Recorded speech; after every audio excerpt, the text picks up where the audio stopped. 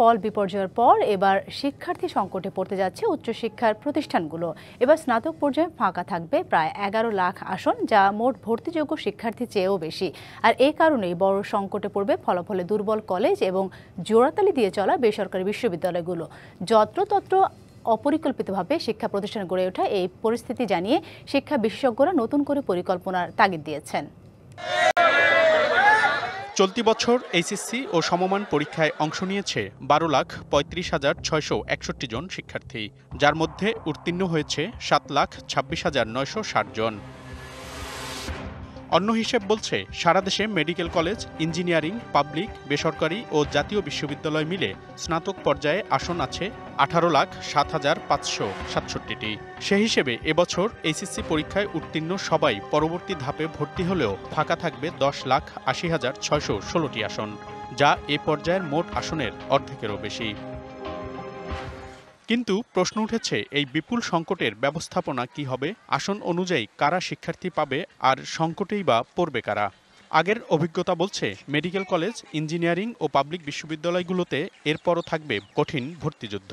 তবে তুলনামূলক খারাপ ফল করা কলেজ এবং জোড়াতালি দিয়ে চলা বেসরকারি বিশ্ববিদ্যালয়গুলো পড়বে বড় সংকটে।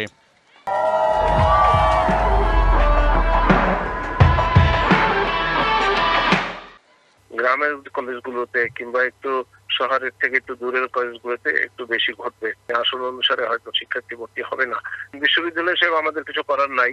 যারা ছাত্র নির্ভর, বিশেষ করে প্রাইভেট কলেজগুলো, যাদের শিক্ষকদের বেতন দিতে হয় ছাত্রছাত্রীদের কাছ থেকে পাওয়া অর্থে, সেই সমস্ত কলেজগুলোর জন্য একটু ডিফিকাল্ট হবে। বিশেষজ্ঞরা বলছেন, রাজনৈতিক বিবেচনা এবং পরিকল্পনাহীনভাবে যত্রতত্র শিক্ষা প্রতিষ্ঠান গড়ে ওঠায় এই পরিস্থিতি, যা নিয়ে নতুন করে ভাববার সময় এসেছে।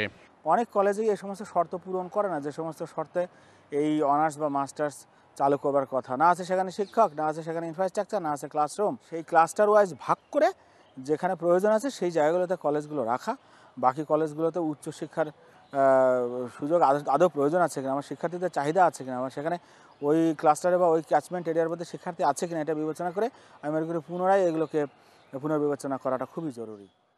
উচ্চশিক্ষা প্রতিষ্ঠানগুলোকে শৃঙ্খলার মধ্যে আনতে না পারলে শিক্ষার্থী সংকটের পাশাপাশি উচ্চশিক্ষার মান আরও তলানিতে নামবে বলেও মত বিশেষজ্ঞদের।